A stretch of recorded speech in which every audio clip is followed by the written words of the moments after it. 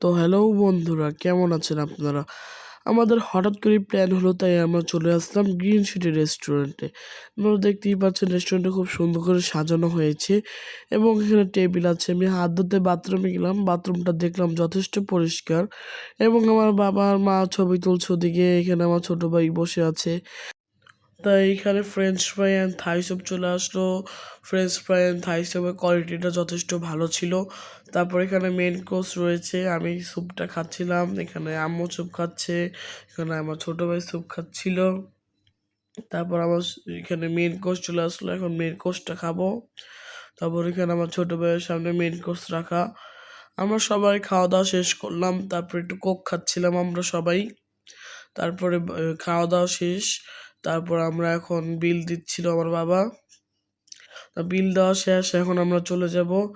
আমরা এখন চলে যাচ্ছি, দেখতেই পাচ্ছেন গ্রিন সিটি রেস্টুরেন্ট এই দিকে। আমরা এখন চলে যাব। Bye bye.